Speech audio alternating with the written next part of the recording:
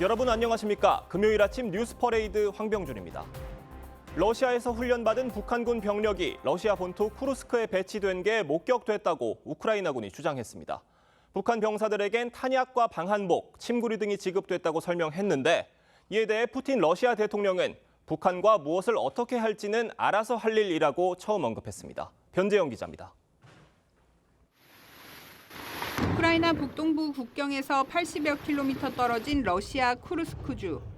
8월 6일 우크라이나가 러시아 영토로 진격해 점령 중인 곳으로 가장 격렬한 전투가 벌어지는 지역입니다. 러시아에서 훈련받은 북한군 첫 번째 병력이 이 지역에 배치된 것이 23일 목격됐다고 우크라이나군이 주장했습니다. 장성 3명과 장교 500명 등 북한군 12,000명이 러시아 동부기지 5곳에서 훈련 중이라고 덧붙였습니다.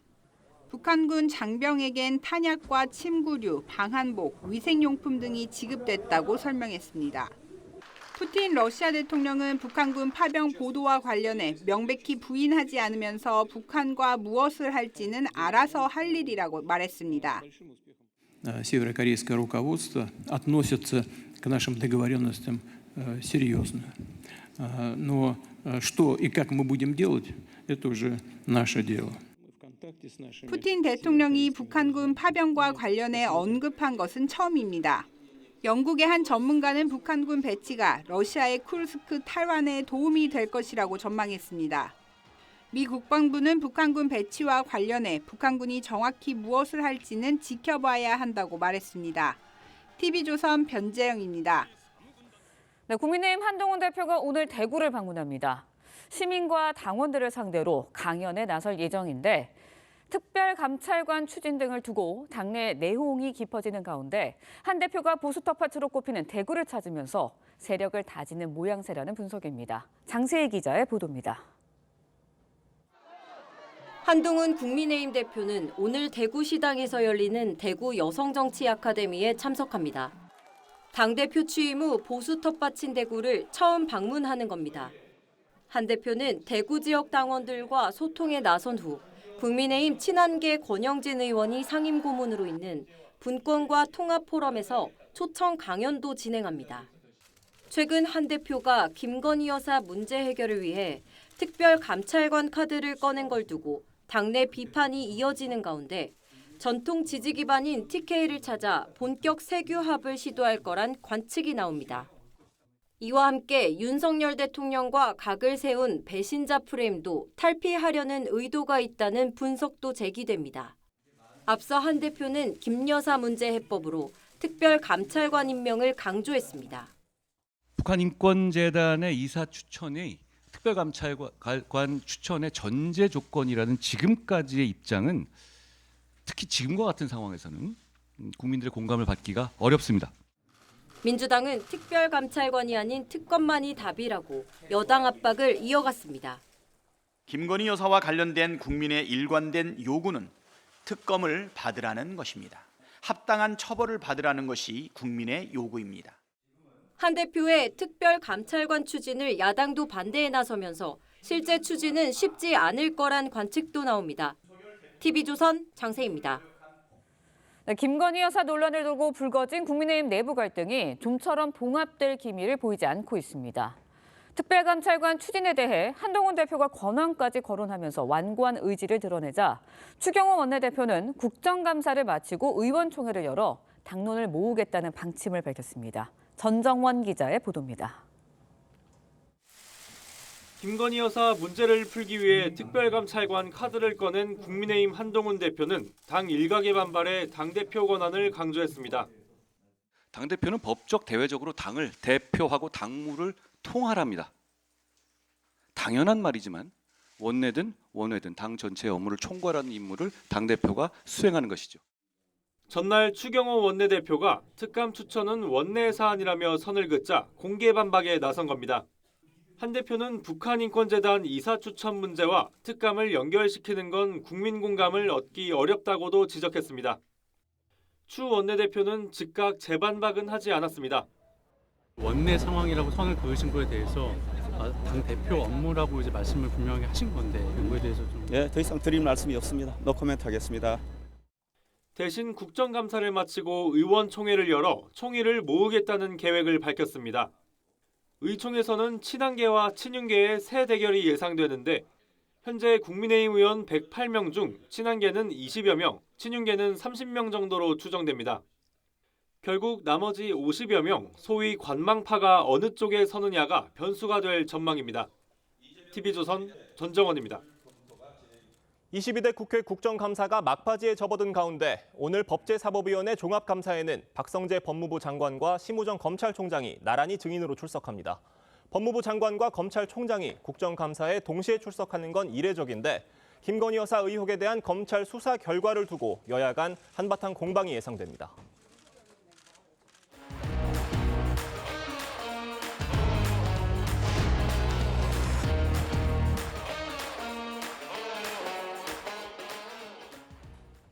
정치권 소식 짚어보는 아침의 맞수 시간입니다. 전해드린 대로 김건희 여사 문제 해법을 놓고 여당 내 갈등 격화되는 모습입니다. 노동일 파이낸셜 뉴스 주필 김진욱 민주당 전 대변인과 함께 자세히 짚어보겠습니다. 안녕하세요. 안녕하세요.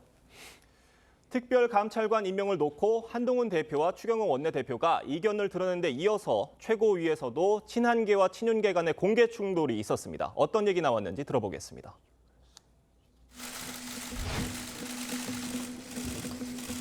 제가 오해가 없도록 한 말씀 드립니다. 당대표는 법적 대외적으로 당을 대표하고 당무를 통할합니다. 이제는 더 이상 말씀드리지 않겠습니다. 노 코멘트. 당도, 대통령실도 문제를 대하고 문제를 풀어가는 방식을 바꾸어야 합니다. 당원들도 국민들도 오래 기다려주지 않을 것입니다. 대통령을 비판할 때는 적어도 일정한 금도가 있어야 된다고 생각합니다. 그것은 우리가 일정한 선을 넘어갔을 때 국민들을 불안해하게 할 수도 있고.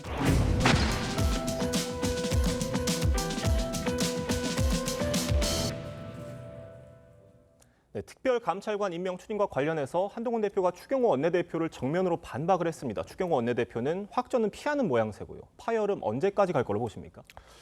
글쎄요, 뭐 권한 가지고 얘기를 하는데 도대체 왜 싸우는지 이해가 잘 안 되네요. 네.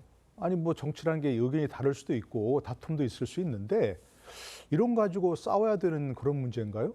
지금 뒤에서 쓰나미가 몰려오고 있는데 해변에서 진짜 조개 껍질 갖고 내 거라고 다투고 있는 뭐 그런 형국이라고 보여지는데 네. 특별감찰관 임명이 무슨 김건희 여사 문제라든지 지금 현재 정부 여당이 직면하고 있는 문제 근본적인 해법은 아닐 겁니다.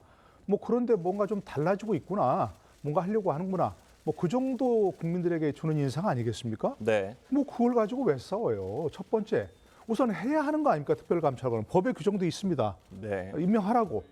그럼 임명해야죠. 약속이고 또 국민에 대한 대통령의 약속이기도 하고. 근데 좀 누가 주도하냐가 그렇게 중요한가요? 그 첫 번째, 문재인 정부 때도 임명하지 않았었는데. 예. 그때 국민의힘에서 비판했잖아요. 예. 그죠? 그럼 그 일관되려면 우리는 임명하겠다 이렇게 하고 주도권을 줘야죠. 국민의힘에서 주도적으로 임명하면 그래도 긍정적인 평가를 받을 수 있는 그런 부분일 것 같고요. 네. 또 특별감찰관의 뭐 예를 들어서 대통령실도 그렇고 뭐 누구 친윤계라고 하는 사람도 반발할 필요가 없는 게 기본적으로 과거 무슨 잘못을 수사하는 게 아니잖아요.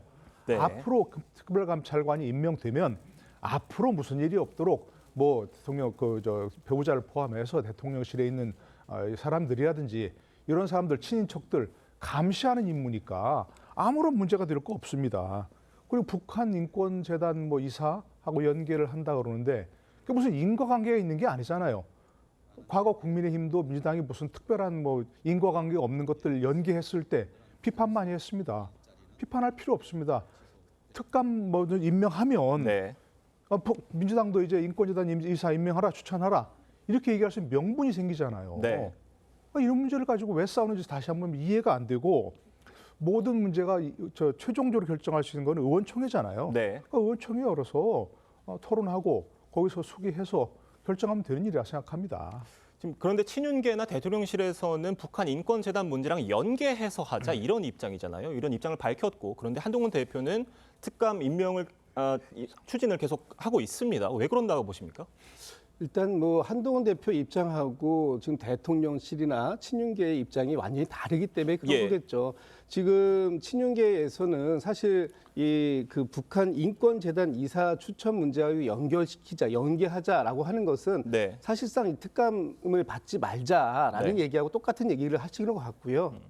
한동훈 대표 입장에서는 지금 이 전국의 핵은 김건희 여사의 리스크에 다 몰려 있는데 이 문제를 해결하지 않고 어떻게 민주당을 상대할 수 있겠는가 하는 부분에 있어서 아마 한동훈 대표의 고심점이 깊은 거죠. 지금 한동훈 대표가 얘기하는 특감도 사실은 미봉책에 불과합니다. 이 특감을 받는다고 해서 과연 민주당에서 또는 국민들의 눈높이에 맞을 것이냐, 저는 그렇게 보지 않아요. 왜냐하면 이 특감의 한계가 너무나 뚜렷합니다. 이 특감은요, 기본적으로 예방 기능이 있는 거예요. 좀 전에 노 교수님께서 말씀 주셨는데 예방 기능에 있는 것이지 이것이 그동안 있어왔던 김건희 여사와 관련된 의혹들 이런 것들을 수사하거나 조사하지 못하거든요. 그럼에도 불구하고 이 특감이라도 받아야 현재의 이 난국을 헤쳐나갈 수 있을 것 같다라는 어떤 이 한동훈 대표의 고육지책인데 그거마저도 이렇게 당 내에서 파열음이 나온다고 한다면 한동훈 대표가 할 수 있는 건 아무것도 없다 이렇게 보여집니다. 네. 노동일 교수님께서 아까 말씀해 주셨던 것처럼 결국 의원총회에 가서 표결이 이루어지게 된다면 그날 의원총회장 안에서는 어떤 장면이 좀 펼쳐질 걸로 예상하시나요? 글쎄 벌써 이제 언론에서 아까 보신 것처럼 무슨 표대결로 가면 뭐 친윤계가 몇 사람, 친한계가 몇 사람, 뭐 중립이 몇 사람 했는데 이건 그럴 일이 아니라고 생각합니다. 이게 의총에서 표대결을 할 일입니까? 서로 설득하고 협의해서 조정해서 결과를 만들어내야 할 그런 일인 거죠. 최종적으로 의총에서 결정할 일이니까 저는 표대결로 안 갔으면 좋겠다는 생각하는 것이고요. 이런 걸 표대결로 한다면 결국 서로 갈라서자 하는 얘기밖에 안 되는 거니까 결국 자멸로 가는 길이라고 생각합니다. 한동훈 대표에게도 좀 고언하고 싶은데요. 이런 문제가 중요하다. 중요할 수 있습니다. 그렇죠? 그렇다면 이런 문제 대통령실과 또 무슨 원내대표와 또 본인들과 함께 물밑에서 수기해서 이거를 토론해서 결과를 만들어내야 하는 거 아니겠습니까? 그래야지 지금 의총에서 뭐 알아서 하자, 뭐 표대결하자 이렇게 가는 것은 결국 정치가 아니다 이렇게 생각합니다. 정치라는 건 여러 가지 무슨 뭐 명분을 내세우는 것도 있고 여론에 기대는 것도 있지만 결국은 그걸 합의를 통해서 협의를 통해서 협상을 통해서 결과를 만들어내는 게 정치거든요. 그러니까 이건 의총에서 무슨 표대결하자 그럴 일이 아니라고 생각합니다. 말씀해 주신 것처럼 수기를 통한 수렴이 이루어지지 않는다면 결국 표 대결로 갈 수밖에 없는 상황인 것 같은데 이 여당 내 갈등 상황 민주당에서는 어떻게 바라보고 계신가요? 저희가 보기에도 좀 민망합니다. 지금 이 내용을 가지고 이렇게 다툴 일이냐 하는 부분들인데 일단은 지금 좀 전에도 말씀 나왔습니다만 이 당원 당규의 권한을 가지고 내 거다 네 거다 이렇게 얘기하는 것 자체가 일단 잘못된 거라고 보여지고요. 지금 이런 상황들이 보여지기 때문에 뭐 심리적 분당 사태 아니냐 또는 내전이 지금 격화되고 있는 거 아니냐 이런 얘기가 나오고 있는데 이것이 집권 여당에서 보여줘야 할 그 모습인가 하는 부분에 있어서 좀 답답하다는 생각이 좀 들고 지금은 특감이라고 하는 것이 홈이라면 이미 홈이로 막을 수 있는 단계는 지났다. 이제는 가래라고 할 수 있는 특별 검사, 특검을 도입하지 않는 거 말고는 이 김건희 여사와 관련된 이 블랙홀을 국민의힘이 빠져나올 방법이 없어요. 그럼에도 불구하고 여기에 지금 계속 이 안에서 소용돌이 치는 이 속으로 더 빨려 들어가겠다 이런 모습을 보여준다면 결국 어쩔 수 없이 뭐 당내에 그 심리적 분당이 물리적 분당 사태로 갈 수 있는 그런 위기도 초래할 수 있다 이렇게 보여집니다. 이런 상황에서 한동훈 대표가 보수 텃밭 대구를 오늘 찾는다고 합니다. 어떻게 보십니까? 글쎄요, 이제 왜 가는지 정확히 잘 모르겠습니다. 의중은 모르겠습니다만 그냥 우리가 추측할 수 있는 것은 지금 여권 상황이 심각하지 않습니까? 그야말로 이제 보수가 분열될 수 있는 여권이 분열될 수 있는 그런 상황이고 어디선가 본 풍경 아닙니까? 그죠? 박근혜 대통령 때도 이런 상황 비슷한 게 있었잖아요. 계속해서 여당 지도부와 대통령이 여당 지도부와 청와대가 맞서는 그런 상황에서 이게 데자뷰니까 혹시 여권이 분열되거나 여권에 문제가 있을 때 한동훈 대표가 그에 대해서 어떤 중심이 되었다 이런 논란이 있을 수 있잖아요. 그러니까 그런 것들을 미리 좀 뭔가 그런 트라우마에 대해서 보수 텃밭이라고 할 수 있는 대구 주민들, 대구 그 시민들을 뭔가 좀 미리 그런 내가 배신자가 아니다. 뭐 이런 쪽에 얘기를 하려고 하는 건 아닌가 싶은 생각이 들고. 네. 근데 만약 그렇다면 지금 그런 아까 말씀드린 대로 이게 정치력을 발휘할 시간입니다. 정치를 발휘할 시간이지 대통령과 맞서기만 하거나 또는 여당의 어떤 뭐 입장이 대통령과 다르다 이런 것만을 내세워서는 결국 여권의 중심에 있는 그런 여당 대표로서 역할을 제대로 못하는 것이다. 이렇게 얘기할 수밖에 없는 거죠. 김진욱 대변인님께도 같은 질문 드려볼게요. 여당 대표의 대구행 어떻게 보십니까? 지금 그만큼 이 보수의 텃밭이라고 하는 대구 경북의 민심이 안 좋다. 저는 뭐 그런 쪽으로 해석할 수밖에 없을 것 같아요. 지금 최근에 나오는 뭐 여론조사들 제가 구체적인 수치는 말씀드리지 않겠습니다만 그 보면 굉장히 안 좋습니다. 특히 그 국민의힘과 더불어서 대통령의 그 여론이 굉장히 안 좋아요. 그런데 그 중에서도 대구 경북에서의 민심 여론도 상당히 많이 빠져 있습니다. 지금 뭐 자료 화면에 나오고 있습니다만 대통령의 지지율이 22%밖에 안 되는 이 상황. 그리고 오늘 또 이제 다른 여론조사 결과도 나올 텐데요. 지금 저 여론조사가 하나만 나오고 있는 게 아니라 대체적으로 전체적으로 다 비슷한 여론이 나오고 있습니다. 그리고 요 여론 지금 공개되고 있는 이 여론조사에서 보면 대구 경북 지역의 여론도 상당히 또 직전 조사에 비해서 급락해 있는 사실이 보여지거든요. 이런 부분들을 가서 좀 달래줄 필요가 있다라는 거 하나고요. 좀 전에 교수님께서 말씀 주셨던 것처럼 배신자 프레임이라는 부분을 좀 조심해야 된다 이런 얘기를 하는데 이것은 왜 그렇습니까? 지금 윤석열 대통령과 맞서는 모습이 보여지기 때문에 그 모습 때문에 배신자라는 얘기가 나오는데 아마 그 부분에 대해서도 왜 지금 한동훈 대표가 이렇게 강력하게 특감법이라든지 이런 걸 갖다가 처리하려고 하는지 하는 부분을 직접 가서 좀 호소하고 설명하려고 하는 그런 의중이 있는 게 아닌가 싶습니다. 지금 이 모든 파장과 파열음들이 김건희 여사 문제를 어떻게 해결할 것이냐를 두고 벌어지는 일들로 보이는데 이런 가운데 김건희 여사가 모습을 다시 드러냈어요. 13일 만에 모습을 드러냈는데 이 부분 어떻게 정리가 돼야 된다고 보십니까? 한동훈 대표는 활동 중단을 요청했었잖아요. 그런데 다시 모습을 드러낸 것 어떻게 보십니까? 저희 활동 중단을 요청했다고 하는데 저는 좀 어폐가 있다고 생각하는데요. 저런 건 정말 공식 행사 아닙니까? 국빈이 방문했을 때 배우자와 함께 방문했는데 우리 쪽은 배우자가 없이 나간다. 그럴 수 없는 거 아닙니까? 공식 방문할 때도 마찬가지, 다른 나라를 방문할 때도 마찬가지고. 저는 그런 행사는 당연히 해야 되지만 오히려 문제가 되는 것들은 비공식적으로 국정 현안에 개입하거나 하는 그런 모습, 현실이든 아니든 간에 사실이냐가 중요한 게 아니고 국민들이 그걸 어떻게 느끼느냐가 중요한 건데 그런 걸 자제하라는 얘기가 문제되는 것이지 지금 저렇게 뭐 국빈 방문 행사에 대통령 배우자로서 함께 등장하고 그거 당연히 해야 되는 활동이죠. 저런 것 외에 정말 국정 현안에 직접이든 간접이든 개입하는 그런 행보를 자제하라 뭐 이런 얘기라고 생각합니다. 그 김진욱 대변인님께 좀 다른 질문 드려볼게요. 그 김건희 여사 관련해서 이 탁현민 전 비서관이 문재인 정부 당시에 의전 비서관을 지냈었잖아요. 김건희 여사 측으로부터 만나자는 연락을 받았다 이런 주장을 했는데 대통령실은 부인을 했어요. 어떻게 보셨습니까? 일단 뭐 대통령실 입장에서는 부인을 할 수밖에 없을 거예요. 왜냐하면 이 그 인터뷰가 공개되고 난 이후에 국민의힘 지지자들, 여권 지지자들로부터 김건희 여사에 대한 비판 여론이 굉장히 높습니다. 그렇기 때문에 일단은 부인을 할 텐데 제가 볼 때 탁현민 전 비서관이 그러면 없는 얘기를 했을까? 사실 또 그것도 아닐 것 같거든요. 그러니까 이 뭐 자세한 내막이야. 이 양측의 입장이 다를 수 있습니다만 그렇다고 해서 공개적인 방송에서 탁현민 전 비서관이 나와서 어느 정도 그 얘기를 했다면 뭐 사실관계는 뭐 부합하지 않나라는 저는 생각하고요.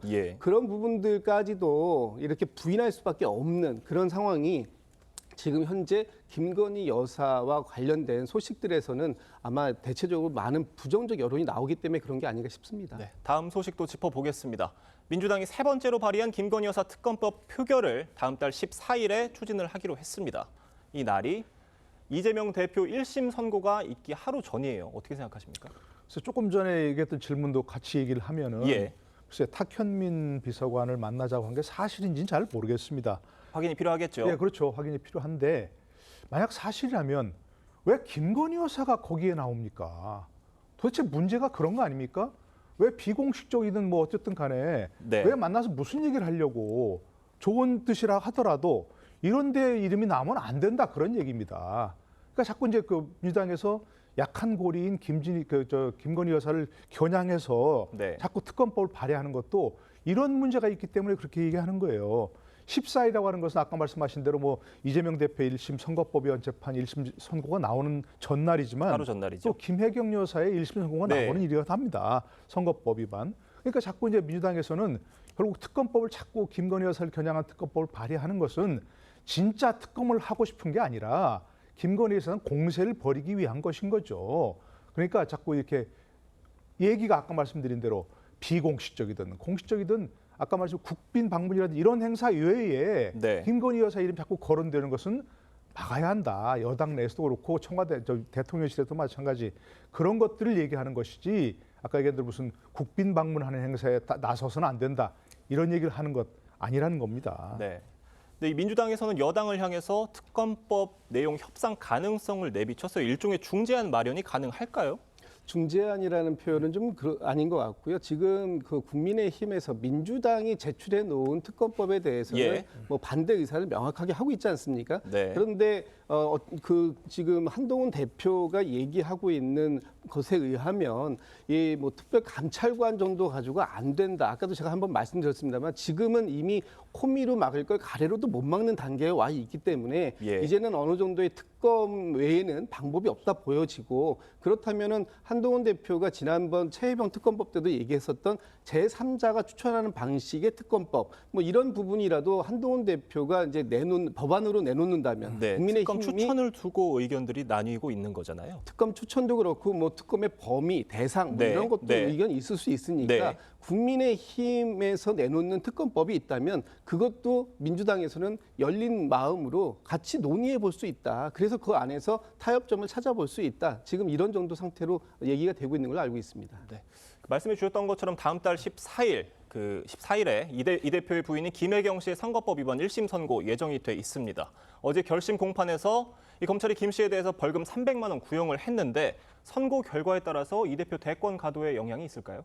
글쎄 뭐 전혀 없다고 할 수는 없지만 예. 뭐 본인도 아니고 뭐 부인의 그 선거법 위반 사건 그것이 뭐 얼마나 큰 직접적인 영향을 미치겠습니까? 예. 별로 없다고 생각합니다. 이 문제는 뭐 김혜경 여사가 뭐 경기도 법인카드를 사용해서 일부 뭐 선거운동을 접대했다. 그래서 선거법 위반이다. 그런 얘기 아닙니까? 네. 그런데 이것은 저는 정말 검찰이 답답한 게 검경이 답답한 게 이 문제는 정말 경기도 법인카드 이용 문제에 있어서 아주 지극히 작은 일부분입니다. 본질은 그게 아니잖아요. 그죠? 네. 경기도 법인카드 이용해서 뭐 다 알지만 뭐 소고기, 초밥, 뭐 샌드위치 이런 걸 수시로 엄청난 돈을 썼다. 그게 경기도 법인카드 문제가 아니고 그야말로 국고 횡령이고 국고 손실이다. 이게 본질입니다. 근데 여태 아무런 소식이 없어요. 이게 대단한 무슨 뭐 힘든 수사도 아니고 어려운 수사도 아닌데 이걸 가지고서 무슨 뭐 김혜경 씨 선거법 위반 네. 이렇게 얘기하는 것은 정말 하품 나오는 일입니다. 정말로. 그 다음 날인 11월 15일에는 이재명 대표의 선거법 1심 선고가 나오잖아요. 아까 말씀드렸었는데 어떤 결과가 나오든 파장이 있을 것 같아요. 어떻게 대응하고 계십니까? 뭐 특별히 지금 대응을 할 그건 없을 것 같아요. 어차피 이제는 모든 공이 재판부에 넘어가 있는 상태고요. 예. 재판부가 어떤 선고를 할지 모르겠습니다만 지금 이재명 대표 측이나 혹은 민주당 쪽에서는 어차피 지금 이재명 대표가 그동안 이 부분에 대한 무죄를 일관되게 주장해 왔기 때문에 뭐 가장 좋은 시나리오로 무죄가 나오기를 예정하고 기다리고 있습니다만 예. 여기에서 받으면 아마 뭐 더 이상 뭐 이재명 대표에게는 뭐 어떤 장애물이 없어지는 상황이 되겠죠. 반대로 어떤 1심에서 좀 중형이 지금 검찰에서 뭐 2년을 선고해 놓은 상황이기 때문에 어쨌든 1심에서 중형이 나온다고 하더라도 이건 뭐 1심의 결과이기 때문에 앞으로 항소심이나 대법원까지 가면서 충분히 다툼의 여지가 있다. 저희는 뭐 그렇게 보고 있어서 큰 뭐 변화는 없을 것 같습니다. 네. 이 소식도 짧게 짚어보겠습니다. 국회 국정감사가 마무리 수순에 돌입한 가운데 어제 과방위에서도 고성과 막말 설전이 이어졌습니다. 직접 보고 오시죠.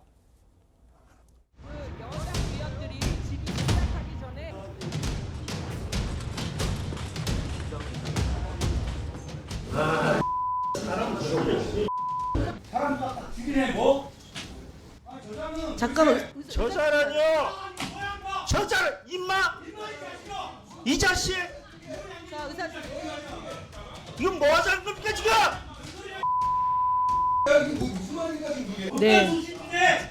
잠깐만. 두 패널 분들께 짧게 질문 드려보겠습니다. 어제 과방위 상황 어떻게 보셨습니까? 뭐 저질 국회, 저질 정치, 왜 K 정치는 자꾸 이렇게 후퇴하는가? 뭐 그 말 외에 뭘 더 하겠습니까? 네. 김진욱 대변인님. 예, 늘 국감 때마다 나오는 그 반복되는 모습들이어서 저희도 뭐 정치하는 입장에서 보면 저런 모습들이 국민 여러분들께 굉장히 좀 송구스러운 모습인 것 같아요. 다만 저럴 수밖에 없는 또 환경도 있다 하는 부분도 또 국민 여러분들께도 이해를 좀 구할 수밖에 없을 것 같습니다. 네. 두 분 말씀은 여기까지 듣겠습니다. 감사합니다.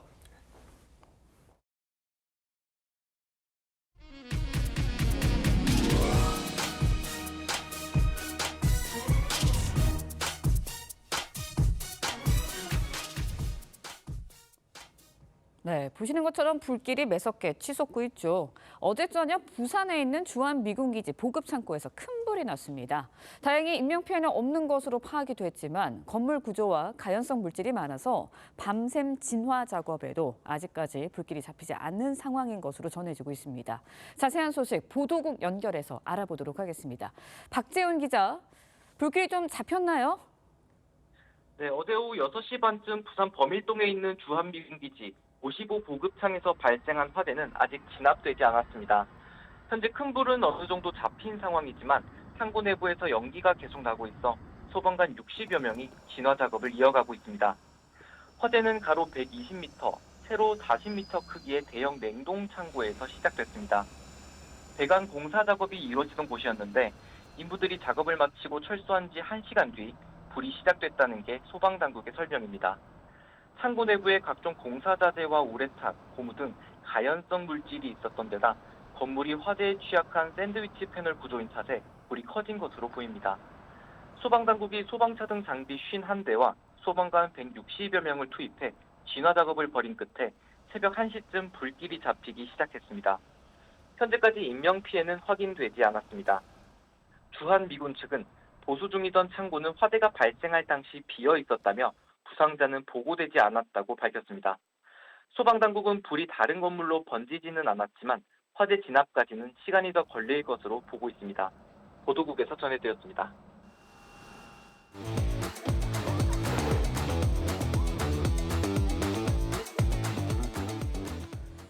네, 화제가 된 사건 사고 소식 짚어봅니다. 아침에 이슈 시작합니다.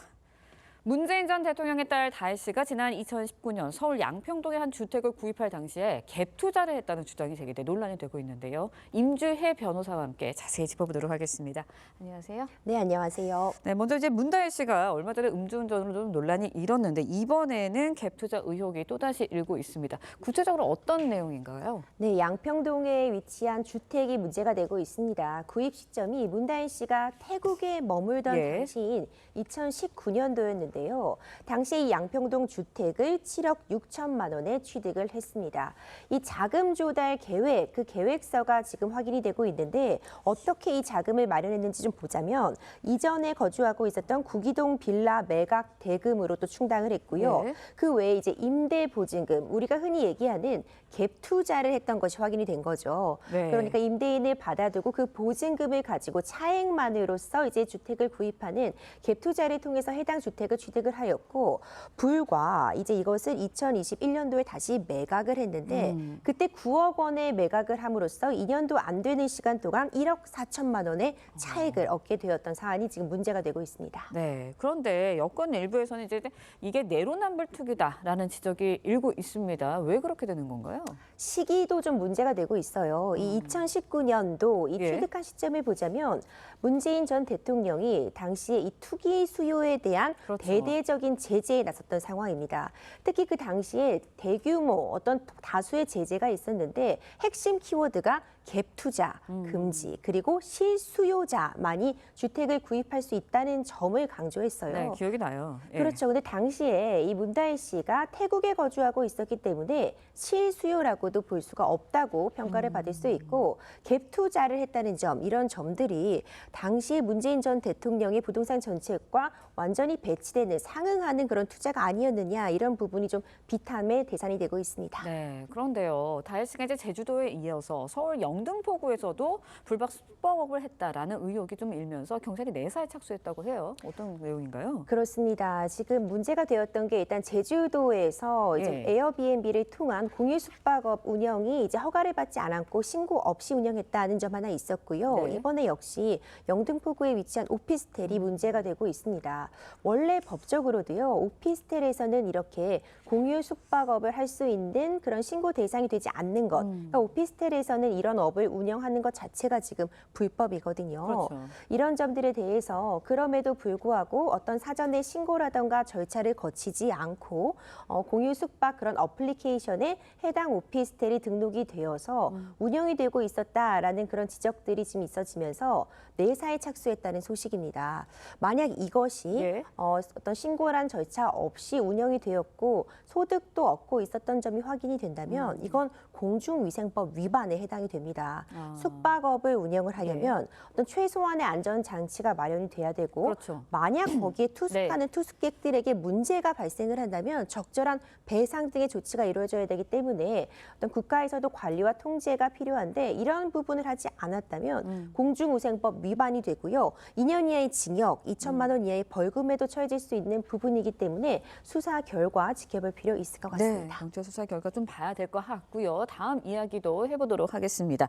후배 변호사를 성추행한 혐의로 기소된 정철승 변호사가 1심에서 실형을 선고받았습니다.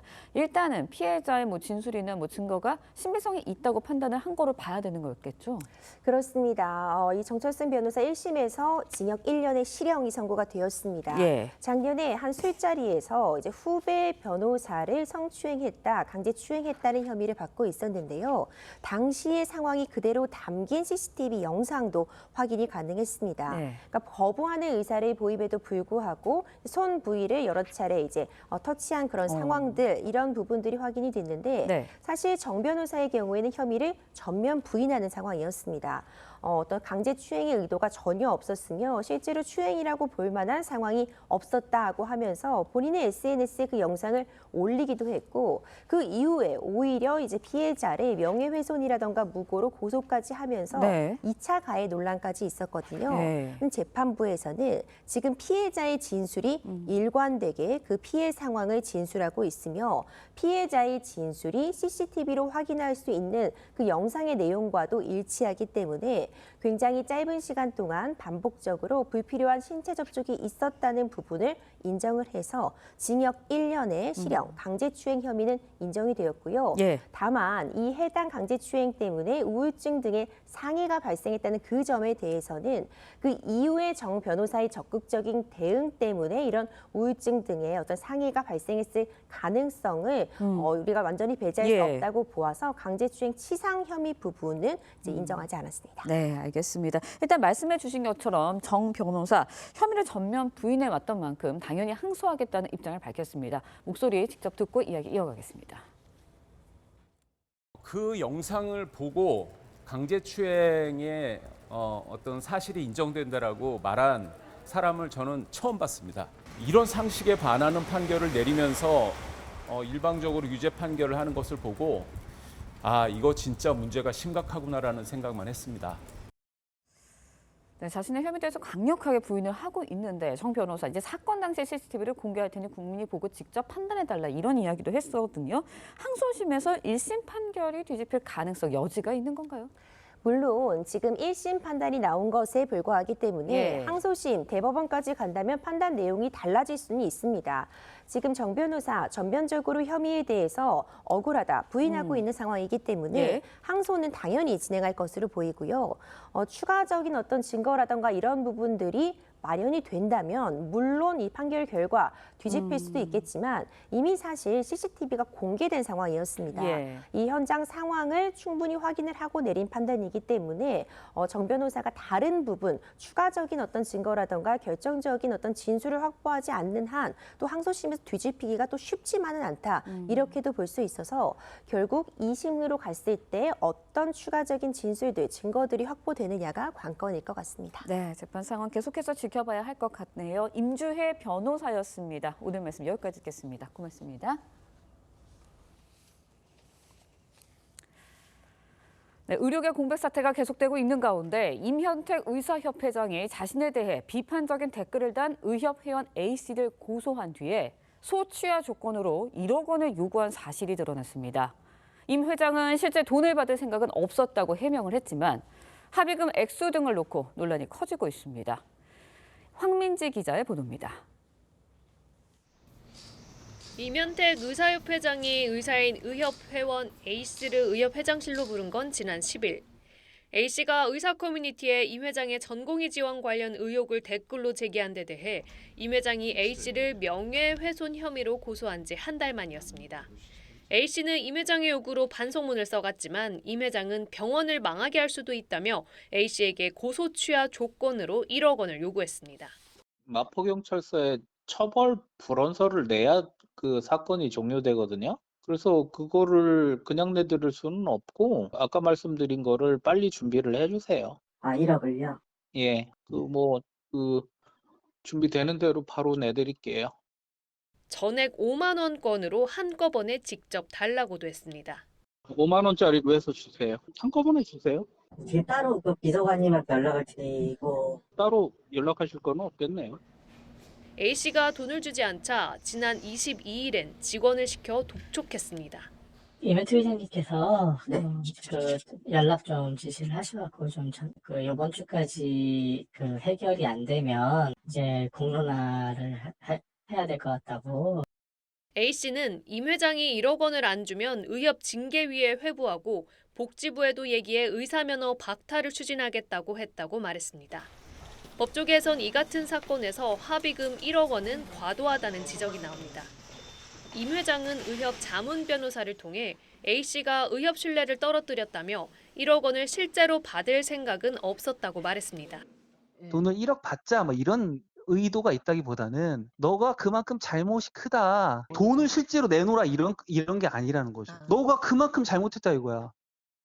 탄핵 추진에 이어 1억 원 합의금 요구라는 논란까지 불거지면서 임현택 회장 체제를 둘러싼 의협 내부의 갈등은 더욱 깊어질 것으로 보입니다. TV조선 황민지입니다.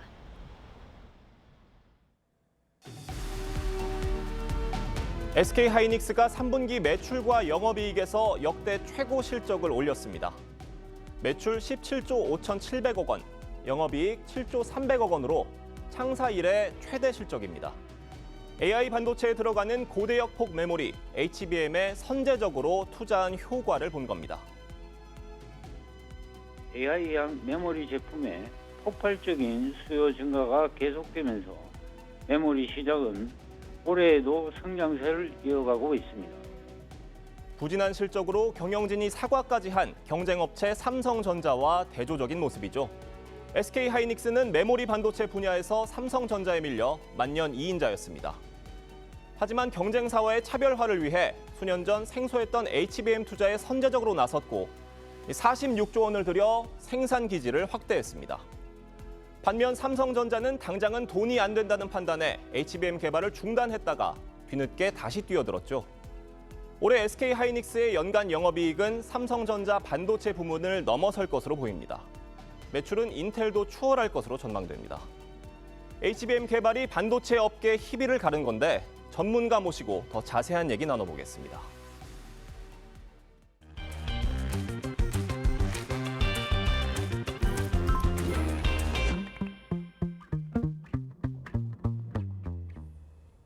네, 화제의 이슈를 콕 짚어서 파헤쳐보는 아침의 픽 시간입니다. 오늘은 국내 반도체 양대 산맥이죠. 삼성전자와 SK하이닉스의 엇갈린 실적 희비 살펴보도록 하겠습니다. 석병훈 이화여대 경제학과 부교수 모셨습니다. 안녕하십니까? 네, 앞서 황 앵커 리포트 보셨듯이 SK하이닉스의 사상 최대 분기 실적을 안겨준 효자 AI 메모리 반도체 HBM이다. 이렇게 이야기해도 과언이 아닐 것 같아요. 예, 그렇습니다. 지금 현재 스마트폰이나 PC 시장이 침체되어 있는 것 때문에요. 거기에 주로 들어가는 범용 메모리 반도체 시장은 부진한 상황입니다. 반면에 엔비디아로 대표되는 그 AI 열풍으로 인해서요. AI 칩에 들어가는 HBM 같은 경우는 엄청나게 많이 팔리고 있는 상황이거든요. 그래서 범용 메모리 시장에서의 그 부진한 실적을 갖다가 HBM에서의 뛰어난 그 실적이 상쇄하고도 더 많이 실적을 내고 있어가지고 이것이 SK 하이닉스의 눈부신 실적을 안겨준 1등 공신이 되겠습니다. 그래서 HBM 매출 같은 경우는요, 전분기 대비 70% 늘어났고요, 전년 동기 대비는 무려 330%나 늘어났습니다. SK 하이닉스 같은 경우는요, 3월 달에 5세대 HBM 8단 제품을 양산했고요. 지난달에는 무려 12단 제품 양산을 시작을 했습니다. 그래서 D램 매출 중에서 HBM이 차지하는 비중도 3분기에 30%, 4분기에는 40%에 달할 것으로 전망이 돼서 앞으로의 그 실적 전망도 상당히 밝다, 이렇게 보시면 되겠습니다. 네. 이 SK 하이닉스가 3분기에 이런 실적을 낼 수 있었던 게 최태원 회장의 결단이 있었기 때문이다, 이런 평가도 있어요. 예, 그런 평가도 있습니다. 사실 2012년에 3조 4,267억 원을 들여서 하이닉스 반도체를 인수를 했습니다. 그 당시만 하더라도요, 하이닉스 반도체는 연간 2천억 원대의 적자를 내던 부실 기업이었습니다. 그래서 그 하이닉스 반도체를 인수했을 때 그 인수를 주도했던 SK텔레콤의 주가가 폭락할 정도로 시장에서 반응이 좋지 않았는데요. 그 인수를 결정한 것이 이제 최 회장이었고요. 최 회장이 직접 인수를 하자마자 공동 대표를 맡아가지고 책임 경영을 선언하고, 무엇보다 중요한 것이 반도체 시장에서는 투자를 많이 하는 것이 중요한데요.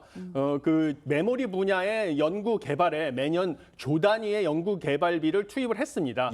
그 결과 사실 2013년에 HBM을 SK 하이닉스가 세계 최초로 개발하는 성과를 얻어서 최근에 그 인공지능 열풍에 힘입어가지고 HBM 시장에서 강자로 등극하는 그런 성과를 얻게 된 것이 되었다, 이렇게 보시면 되겠습니다. 네, 일각에서는 이제 SK 하이닉스가 내년에도 공급을 독점하고 실적 호조로 이어갈 수 있다, 이런 가능성도 제기가 되고 있는데 전망 어떻게 하세요? 예, HBM 같은 경우는 미리 이렇게 장기 계약을 맺어놓는 그 특징이 있습니다. 그래서 내년도에 이미 구매처로부터 선주문 계약을 다 맺어져 있는 것으로 알려져 있습니다. 그래서 SK 하이닉스가 엔비디아에 현재 HBM을 사실상 독점 공급을 하고 있는 상황이기 때문에 단순히 내년에 이익을 계산해 보기만 하더라도요, 내년에만 HBM으로 25조 원에 달하는 영업이익을 거둬들일 것으로 추정되고 있습니다. 왜냐하면 엔비디아가 내년에 구매할 HBM 규모만 50조 원이고요. HBM의 영업이익률이 현재 50% 이상이 되기 때문에 이것을 단순히 곱하기만 해도 이런 엄청난 영업이익이 얻어질 것이다라고 보여집니다. 그런데 이 메모리 반도체 분야에서 중국이 한국을 바짝 뒤쫓고 있잖아요. 중국을 어떻게 따돌릴지도 중요한 것 같은데 어떻게 보시나요? 예, 지금 SK 하이닉스 같은 경우는 이 중국의 추격에서부터도 상당히 기술 격차를 유지하고 있는 것으로 알려져 있습니다. 중국은 지금 반도체 굴기를 통해서 반도체 산업에 엄청난 투자를 하고 있는데요. 중국이 주로 추격을 하고 있는 것은 범용 메모리 반도체 분야입니다. 그래서 DDR4 같은 분야인데 이 SK 하이닉스는 지금 HBM 쪽에 집중을 하기 위해서 범용 메모리 반도체 분야에서 HBM 쪽으로 생산 구조라든지 이런 것들을 바꾸고 있는 상황입니다. 그래서 범용 반도체 분야에서 중국이 아무리 추격을 해와도 HBM 쪽에서의 기술 격차는 엄청나게 큰 상황이고요. 심지어 그 메모리 반도체 D램 분야에서조차도 지난 8월에 SK 하이닉스는 6세대 D램을 세계 최초로 개발하는데 성공을 해서 여전히 상당한 수준의 기술 격차를 유지하고 있는 상황입니다. 네, AI 시대에서 강력한 경쟁력을 갖췄다 해도 과언이 아닐 것 같은데 SK 하이닉스가 역대급 실적을 올렸습니다. 직원들 많이 고생했잖아요. 성과급 얼마나 받을지 여기도 관심이 쏠리는데 어떻게 예상하세요? 예, 지금 SK 하이닉스 성과금 같은 경우는요, 생산성 경력금이라는 것이 있습니다. 이것이 연 2회 지급되는데 영업이익률을 기준으로 월 기본급의 최대 150%를 지급하는 것으로 알려져 있습니다. 그런데 상반기만 하더라도요, 이미 영업이익률이 30%를 넘어서 가지고요, PI 지급률이 150%가 책정이 됐었습니다. 그래서 신입사원 연봉을 기준으로요, 지난해 약 400만 원이 상반기에 지급이 됐고요. 하반기에도 지금 상반기와 동일한 수준의 PI가 지급될 것으로 예측이 됩니다. 왜냐하면 3분기 매출이 이미 17조 5,731억 원이고요. 그다음에 분기 기준으로 이게 역대 최대 실적인데 영업이익 역시 7조 원이 넘어가는 상황이라서 하반기에도 무난히 영업이익률이 30%가 넘어가서 이제 최고 수준의 PI, 생산성 경력금을 받을 것이다. 이렇게 전망되고 있습니다. 그런데 SK 하이닉스가 장중 20만 원 선을 건드린 반면에 삼성전자는 52주 신저가를 썼습니다. 왜 그런 겁니까? 예, 삼성전자는 사실 두 가지 측면에서 지금 악재가 있습니다. 첫 번째는 지금 AI 칩의 핵심 부품으로 들어가는 고대역폭 메모리 HBM의 공급 라인, 밸류 체인에서 소외가 되어 있습니다. 그래서 최근에 AI 칩의 그 수요가 늘어나면서 HBM 부분에서만 호황인데요. 삼성전자의 주력은 범용 메모리 반도체라기 때문에 지금 이 밸류 체인, HBM 밸류 체인 소외된 영향으로 실적이 부진하고요. 그다음에 이거가 바탕이 돼서 3분기에 실적 발표가 됐을 때 시장 전망치에 하회하는 실적을 발표해서 이 실적 충격의 여파로 특히 외국인 투자자들이 계속 삼성전자를 매도하고 있습니다. 그래서 삼성전자 같은 경우는 외국인 투자자가 9월 3일부터 32거래일째 연속으로 매도를 하고 있어서 이 기간에 누적 순매도 금액만 12조 6천억 원에 이릅니다. 그래서 삼성전자 주가가 상당히 부진하다 이렇게 보시면 되겠습니다. 네, 두 회사의 희비가 정말 엇갈리고 있는 상황인데 앞으로 삼성전자의 주가 하락 흐름이 더 이어질 거란 전망도 나오고 있습니다. 오늘이 삼성전자가 가장 비싼 날이다 이런 이야기도 나오고 있는데 교수님 어떻게 판단하세요? 지금 삼성전자 주가는 역사적으로 진짜 제일 낮은 수준인 것은 확실합니다. 그리고 단기적으로 뭐 반등을 하기도 쉽지 않아 보이는 것은 사실입니다. 왜냐하면 이것은 삼성전자가 지금 직면하고 있는 여러 가지 내부적인 문제 때문입니다. 인재도 지금 유출되고 있고요. 그다음에 AI 열풍으로 중요성이 부각되고 있는 HBM 같은 경우에서도 지금 기술 격차가 SK 하이닉스랑 많이 벌어져서 단기간에 좁히기가 어려운 상황입니다. 그다음에 엔비디아의 납품 테스트도 아직 통과가 안 되고 있는데요. 이게 통과된다 하더라도요. 내년 물량은 이미 다 계약이 끝났기 때문에 2026년부터나 이게 실적에 반영될 예정입니다. 그렇기 때문에 삼성전자 주식을 가지고 계신다면 좀 장기적인 관점에서 생각을 하셔야 된다. 이렇게 보고 있습니다. 그렇지만 삼성전자도 저력이 있고 문제를 인식하고 이걸 개선하기 위해서 노력을 하고 있기 때문에 뭐 장기적으로 봤을 때는 뭐 반등을 할 수 있다. 이렇게 보고 있습니다. 네, 좀 더 지켜봐야 할 것 같네요. 반도체 업계의 희비가 엇갈리는 상황 같습니다. 오늘 말씀은 여기까지 듣겠습니다. 감사합니다. 감사합니다.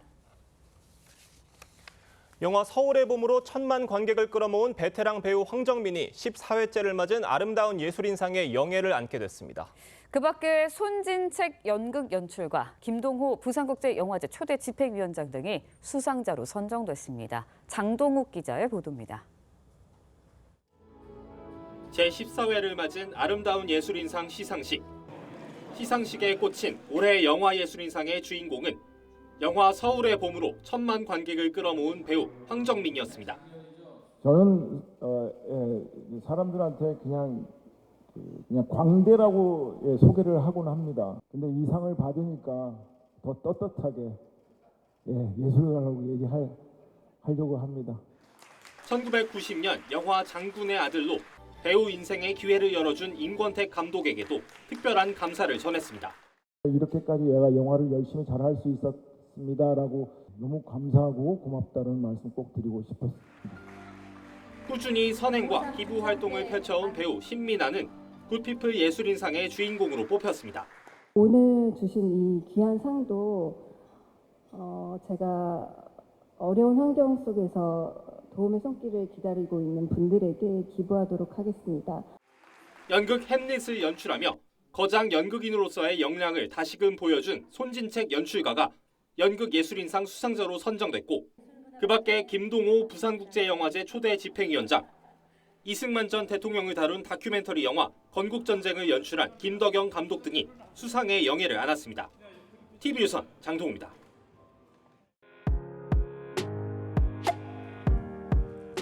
네, 렌즈에 담긴 그 순간 그 의미를 짚어보는 시간이죠. 사진 기자가 선택한 아침의 한 장입니다. 오늘은 조선일보 사진부 오종찬 기자와 함께합니다. 안녕하세요. 오늘 아침에 볼 사진 어떤 건가요? 네, 인도네시아 앞바다에서 배를 타고 떠돌고 있는 로힝야족 난민들의 모습입니다. 인도양 벵골만이 잠잠해지는 매년 10월이 되면 난민선이 나타납니다. 미얀마 소수민족 로힝야족의 이야기인데요. 사진으로 만나보시죠. 로힝야족은 불교 국가 미얀마에서 이슬람을 믿는 소수 민족인데요. 오랜 핍박을 받다가 급기야 미얀마 군부가 대량 학살에 나서자 미얀마를 탈출했습니다. 현재 70만 명 이상이 방글라데시 난민촌에서 살고 있는데요. 바다가 잔잔한 10월이 되면 더 나은 삶을 위해 인근 이슬람 국가로 떠나는 겁니다. 난민선을 탄 아이들의 모습을 보니 마음이 아파오는데요. 로힝야족이 도착하는 나라에서는 행복한 새로운 삶 기대할 수 있는 건가요? 네, 난민들은 주로 이슬람을 믿는 말레이시아나 인도네시아로 향하는데 안타깝게도 환영받지 못하고 있습니다.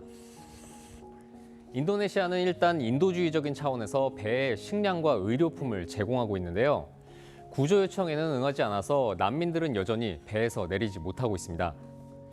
인도네시아 정부는 매년 밀려드는 로힝야 난민을 지역사회가 감당하기 힘들다며 난색을 표하고 있습니다.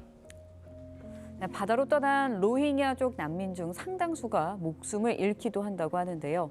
그들의 눈물을 누군가는 닦아줬으면 하는 바람입니다. 지금까지 아침 현장이었습니다. 오늘 아침 어제만큼은 아니지만 쌀쌀하게 출발하고 있습니다. 서울이 8.8도, 춘천 4.4도, 제천 3.8도 보이고 있는데요. 한낮에는 어제보다 기온이 오르며 서울이 23도, 춘천과 제천 21도 예상됩니다. 오늘 대부분 지역에서 일교차가 10도 이상으로 크게 벌어지겠습니다.